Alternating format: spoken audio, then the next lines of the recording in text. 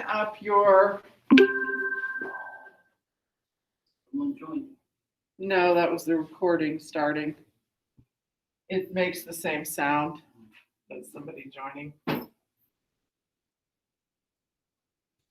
Okay, so we're going to open up final review again. This time today we're going to look at the literary terms. Okay, so if I were you, I would type these up on something that you can keep or write them down, or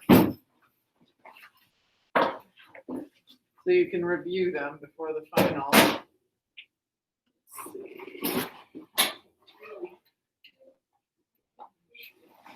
Let's see. Okay.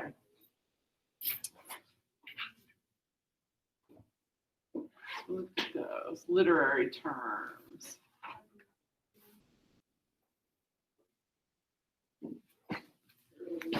All right, guys. So one of them we need to be remembering is plot. And there are different parts of the plot. Okay. So plot includes and starts with exposition. Exposition is where they give us the setting of the story and introduce us to the characters. Okay. That's the expedition. We meet the characters, we get where the setting is, whether it's a time frame, period, or a particular place, whatever it happens to be of the setting that's important to the story. Okay. The rising action, we're seeing the first little parts of the plot. What's the conflict that's going on? Okay. And little incidents leading into the climax of the story. So it goes step by step. This happens, and then this happens, and this happens, leading up to this point. In a short story or a short memoir, it's going to be much shorter. In a novel, it's going to build and build, or in a full-length play, it's going to build and build. All of those, novels, plays, short stories, sometimes a memoir will have a plot to it. And now I say sometimes a memoir because sometimes a memoir reads like a story. Sometimes it's not. It usually does, but not always. All right. Then the climax, that's the turning point of the story. All right. What would you say? I would say we've reached the climax of Troy. What would you say was the turning point? Well, there might have been two in some ways. The seas of the Greeks speech, and on the Greeks speaking. Trojan horse. Actually, I was thinking more of the death of Patroclus. Well, that's one of them. And then Hector's death, which then leads to the siege. So yeah, maybe three then, the siege of Troy. So. Okay. Okay. I didn't expect that. All right. Yeah, that might be the better turning point. I guess that Patroclus' death is what led Achilles into fighting again instead of turning. So it was a smaller turning point. And then him killing Hector was another. Troy realizes, oh, he's killed Prince Hector. We're in trouble. Okay. And then you're right. Maybe the Trojan horse, that would be the better turning point, because now Troy is actually under attack. Before that, they'd held their forces, right? Okay, you're right. I would agree with that. The falling action are the things that are going to occur after, that start to wind down to the resolution, the ending of the story. What is the outcome? Okay, that's what the resolution is, the outcome. How are things resolved? All right. So everybody has that: exposition, rising action, climax, falling action, resolution. Those are the parts to the plot. No? What do you need? I can just write it. Okay. All right. All right. So, setting, time and place of a story. The time and the place.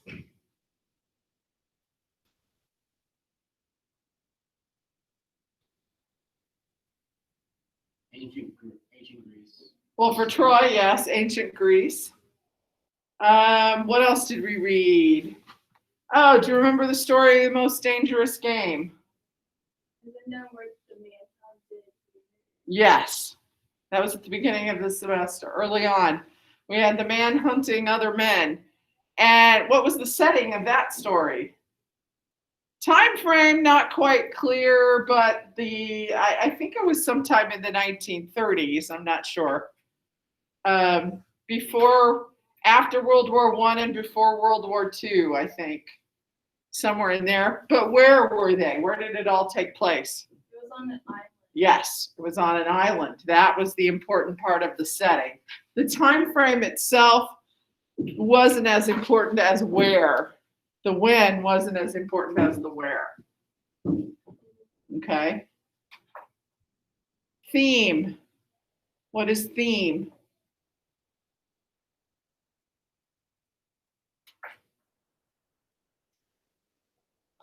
Theme is like a moral or a lesson that the author is trying to give us in the story. What is it that the author is trying to teach us through the story? That's what a theme is. Themes can be that, what about the house on Mango Street? What would be one of the themes of the house on Mango Street? Any ideas? Maybe that if you persevere, no matter where you come from, you can succeed.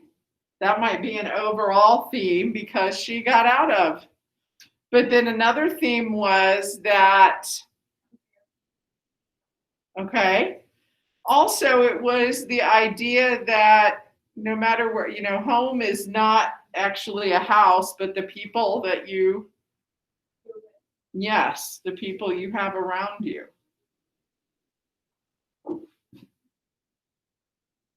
What would be the setting for the house on Mango Street? Yes, it was one of the Chicago, I don't know if you want to call it, one of the little Chicago area parts that was a Hispanic part of Chicago, okay? A poorer part of Chicago, made up of Hispanic people. And it was, yes, it was, and it was the 1980s, I believe. 1970s, 1980s, I'm trying to remember. I think it was the 80s. Okay. All right, mood. What does mood mean? The feeling that the reader gets in the story, okay? What feelings does the reader get in the story? Tone is the author's attitude, okay? Tone is the next one. So mood is the feeling that the reader gets. Tone is the author's attitude. And they usually work together, but they are slightly different, okay? So the author creates the mood, but he or she is creating a certain type of mood for the story, for the readers to feel, okay? But the tone is the author's attitude towards what's going on. All right. It might be a formal tone. It might be a lighthearted tone. It might be very serious, okay? The author's attitude, yes. That's conveyed in the story.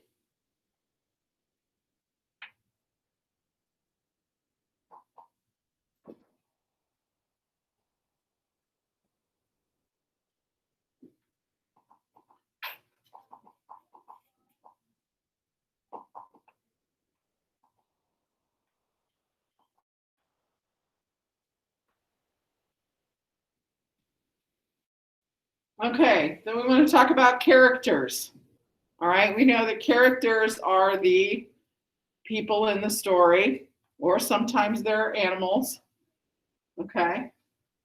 But we want to also understand the different types of characters. Like the protagonist is usually considered the hero of the story, the main character.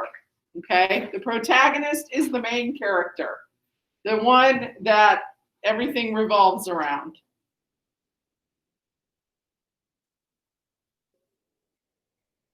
The antagonist is the person or the character in conflict with the protagonist. We often think of him in simple or her in simple terms as the villain, but it doesn't always work that way. So the protagonist is the main character. The antagonist is the person or object or whatever in conflict with them.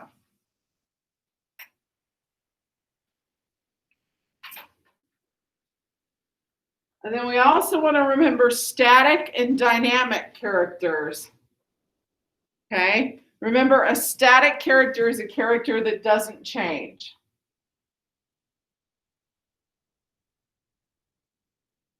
Did we get that down? A static character is a character who does not change.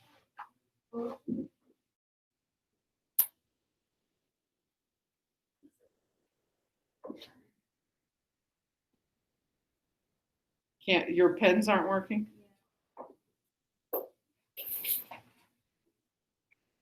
Dynamic characters do change.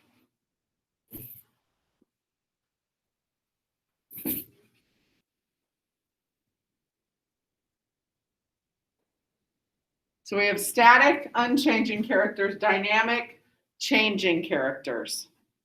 Okay.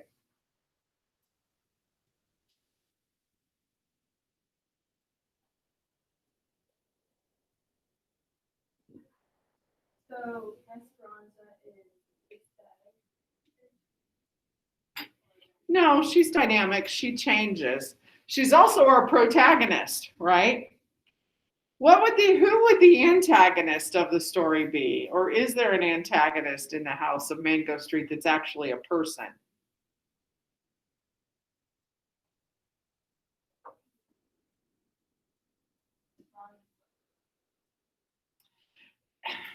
Not really. It's almost like the antagonist is almost not a character, but her circumstances. Does that make sense? Would you agree with that?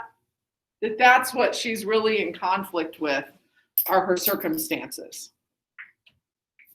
Where she comes from, how she's growing up.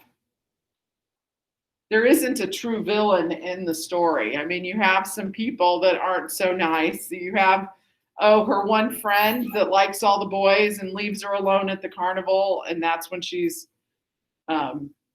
assaulted. Yeah. That's the closest,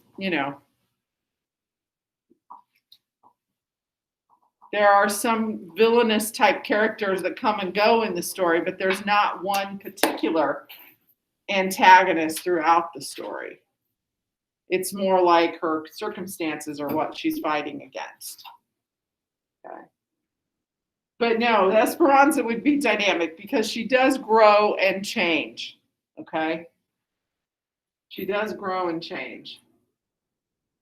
If we're talking about, remember, we were talking about the story of The Most Dangerous Game, where they're hunting.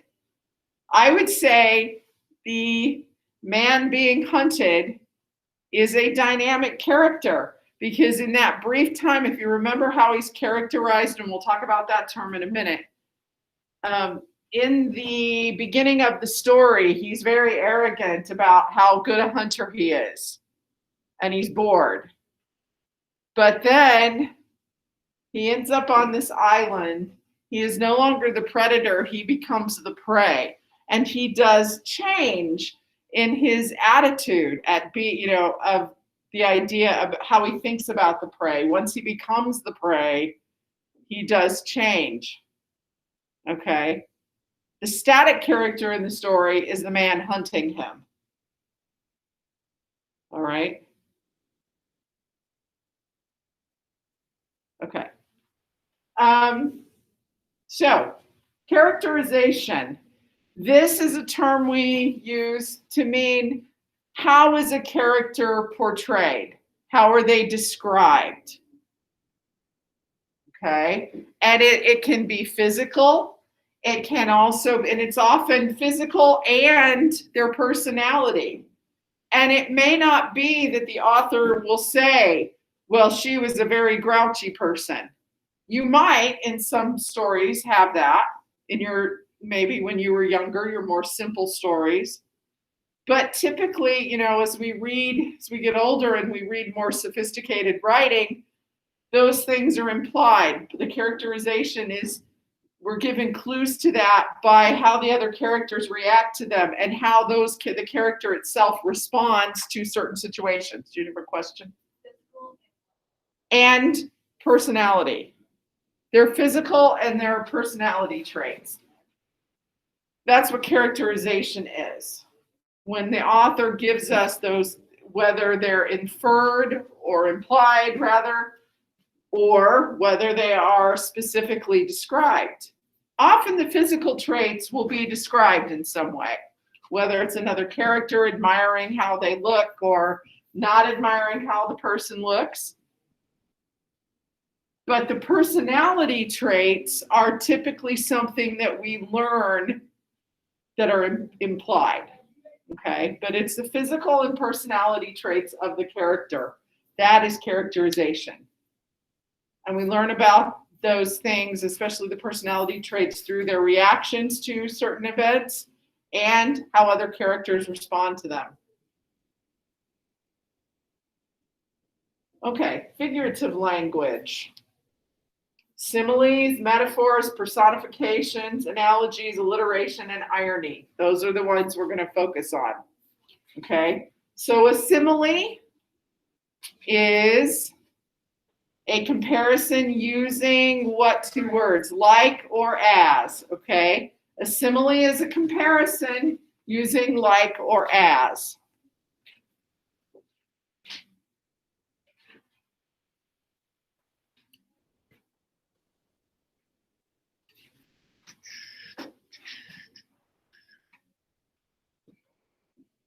We could use a simile to also do some characterization. He might have said her hair was like corn silk. There you go. You've got part of the characterization of the character, and you're using a simile to use that for that description. A metaphor is also a comparison, but it's not using like or as. It's like a simile, but it doesn't use the words like or as. It usually says something is something else. Okay, like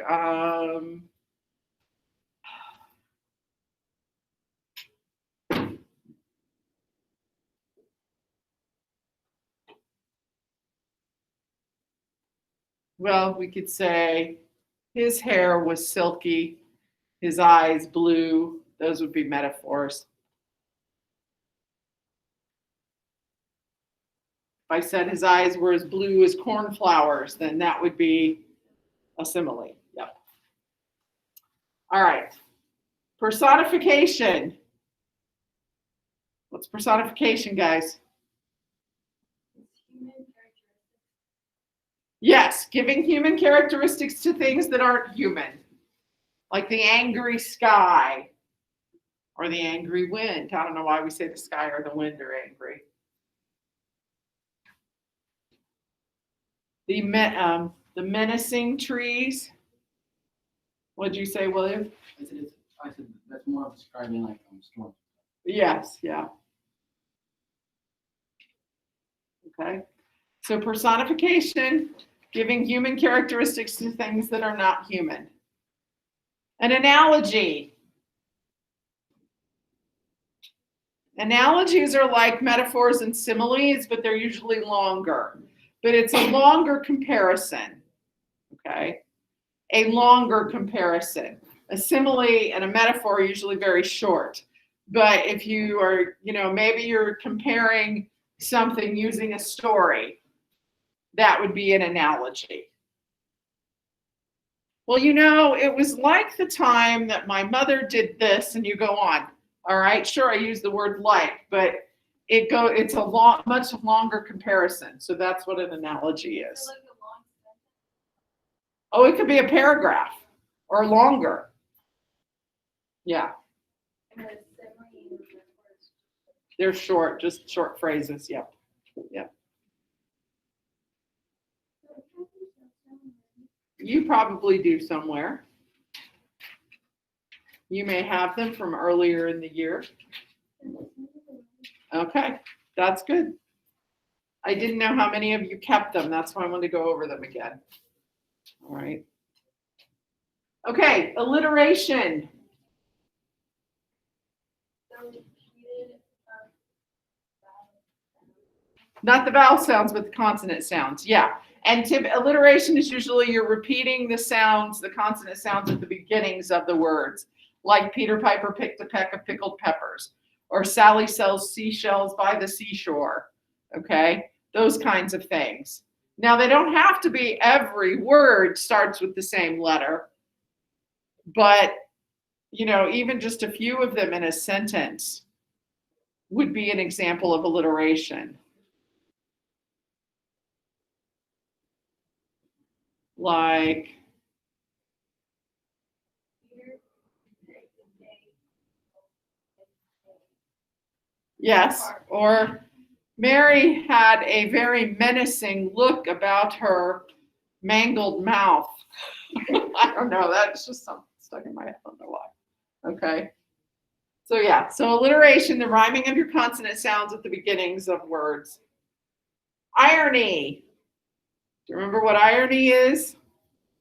There are different types of irony. Irony is when you expect one thing and the other happens, or you say one thing meaning the opposite. Okay? So you can have situational irony, you can have verbal irony, you can have what's it called when it's the story? Is it literary irony? No. Maybe it's situational irony, I think. Okay. But irony can come in different forms. There's very simple irony where you say the opposite of what you mean. Like somebody comes in and their hair is hideous and you say, nice hairdo today. And you say it sarcastically. So sarcasm. What? That's fine, rude. It is. But if it's your good friend, haven't you done that before? Or your little brother? Or, huh? Yeah. Okay. Yes. We tend to do that with our good friends or family members. And then situational irony can go even further and be something bigger where you have the character in a situation and we know what they're saying. They don't know what's going on, but we know that it's ironic what they're like. Okay, I'm just going to give you an example. The one example that always comes to mind with me. There is a Greek tragedy called Oedipus Rex, okay? And Oedipus Rex is a tragedy about a man who is king and was basically, in the true Greek tradition, cursed before he was born. And he thinks he's had a very wonderful life, and he's the king of Thebes. He's happy. He's married, he has 4 children. But things are going wrong with his city. And he finds out that they have to find the killer of the previous king. Here's the situational irony. Oedipus is going on about how horrible this is and this person needs to be banished. The audience already knows that he is the one that killed the king. He doesn't know that. He knows before he became king here and came to this city, he got in a fight with a guy and killed him. He didn't know it was the king. All right? He had no idea that he killed the former king. Also turns out the man was his biological father, which was, yes. And that the woman he's married to is actually his mother. So, That's a lot of yeah, that's a lot of whoops. Well, the second one, it's great. It's great. What? Yeah. I said the second one's normal. It is my/mother knew that. Oh, From an action. No, she did not either. Here's what happened to Oedipus, okay? Before Oedipus was born, his very young parents, who were the king and queen of Thebes, were told by the oracle, the Greek oracle, that if they had a son, he would grow up to kill his father and marry his mother, okay? So, Isn't he the one that got sent to another? yes, yes. I know that. So, yeah, so here's what happened. The parents are like, well, we don't want that to happen. So they had a baby boy, and they're like, okay, what are we going to do? Well, we'll send him off to be killed. They couldn't do it themselves.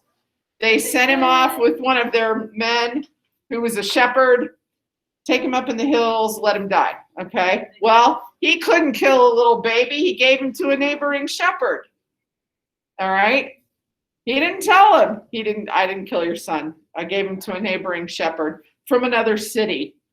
That shepherd had a king and a queen who wanted children, couldn't have them. So he said, here, it's a baby. Have the baby. And he was raised very happily. But then somebody, when he's a teenager and he's kind of hot-headed, somebody says, hey, you're not your father's son, making jokes about this. His parents never told him he was adopted. All right. He goes because his parents, they're like, oh, don't be silly. Still don't tell him he's adopted. He goes to the oracle. The oracle says, you're going to kill your father and marry your mother. Well, he didn't want to do that. So he left. He stayed away from them so he wouldn't be around them. But in the process of staying away from his adopted parents that he thought were actually his parents, he got into a fight with his actual biological father, killed him. What was the fight about? Oh, they were on the road. They were two hot-headed men. I don't know. They don't go into a lot of detail about that. And then he finds the city of this king where he was actually born. He doesn't know this. And it's trapped by the phoenix. Not the phoenix, the sphinx. Sorry. Okay? And he actually saves the city from the sphinx. And when at this point they've discovered their king is dead. And so they're like, hey, let's make this young man king. Oh, he's kind of the king's heir, so kind of. Yeah, they didn't know that though. None of them did. Okay. And the queen, yeah, she was older than him, but she was probably, they got married anyway, and they were very happy, and they had 4 kids, and then they learned. Whoopsies. Yeah. Wait, so did they actually find out They did, because things started going wrong with the city, okay? Things went wrong. This is why it's considered probably the greatest tragedy ever written. What? Well, there was a blind prophet named Tiresias. He knew the truth. And then the 2 shepherds Knew the truth. knew the truth. Okay, so they pull these. Well, the one shepherd comes from the city he was raised in to tell him, hey, guess what? You're the king of Corinth now too, not just Thebes, because Polybus has died. And he's like, but what about he's like, and it comes out, he's like, well, no, those aren't your parents. What? He's like, no, I gave you to them. What? Well, the shepherd from here, he gave me this baby. And then the shepherd's like, yeah, okay, if you're the baby, yeah, you belong to her. Okay. And at that point, his wife, who's also his mother, once she realizes the truth, she goes in and kills herself. Once he realizes the truth, he goes in, grabs the pins off her dress, stabs out his own eyes. Yep. Okay? So, all right? Hey, I got a question. Classic family relations back in the day. Yes. I have a question about the test. Yes. About the essay that we have to do. That is going to be on Criterion. We're going to do that on one of the days. Okay? Okay, so is it gonna be on Thursday we're gonna do it, or? No, because you won't be in here Thursday. Right. You'll be in here Friday. So guys, next week for your exams, Oh. on Thursday, you're going to meet. It's like I started to say it's like your block schedule from last year, but you guys weren't here last year with the block schedule. So your class, you're only going to be meeting in 4 class periods on Thursday next week. You'll meet with your 1st, 3rd, 5th, and 7th period classes on Thursday. You will go to lunch according to your fifth period teacher. Your fifth period teacher should be telling you what lunch he or she has if they don't ask them. Okay, just to remind them because they may forget. We start the essay on Friday. No. Okay. We will do the essay. We will do the essay either Tuesday or Wednesday. Okay. No. We'll do the essay Tuesday or Wednesday. There are actually 3 parts to your exam. I need to take a look and see and talk to the other 2 freshman teachers to see if they're going to give you the other 2 parts in one day or if they're going to spread it out over 3. Okay. But I will let you know. So we may do testing Tuesday, Wednesday, and Friday in here. Okay. So how long was the class period? Your class periods are like an hour and 15 minutes, something like that each day. Maybe slightly longer. When is this? Next Thursday and Friday. Okay. Not tomorrow and Friday, but the next Thursday and Friday. That's when your official exams are. So in the English department, we always have our students write an essay and criterion as a part of your final. All 4 grades. Huh? How much percent? It's either 20% or 30%. I don't remember. Okay, so it's 20 or 30% of your exam, and then we have the written multiple choice part. Okay, How much is the test? I have to look back at it. All right, this is the first time I've given it for the freshmen. So guys, on Friday next week, you'll have 2nd, 4th, and 6th period, plus somewhere in there, they're giving you an SRT. It'll be a longer SRT, but that's how they're balancing it out because you have 7 classes instead of 8. For the SAT, is it like a study? Yeah, it'll be a study hall, yeah, on that Friday. So, okay. So ask your 5th period teachers what lunch you have with them next Thursday. I have. You already know that? They told you? What? No, okay. Here's the thing. On Thursday, you will not meet with your 4th period class, which is when you typically go to lunch. So you'll be going to lunch by whatever your 5th period teacher normally has. Who's your 5th period teacher? With? Okay. I think she has a lunch, but I'm not positive, but you need to ask her. But she's not here right now, is she? Yeah. Okay. So you'll need to ask, you'll need to find out what lunch you're supposed to eat that day, but that's next Thursday. Okay. So, I guess I better get started. Okay. I know we don't have time to do any of Troy today. We'll do some more of Troy tomorrow. Okay.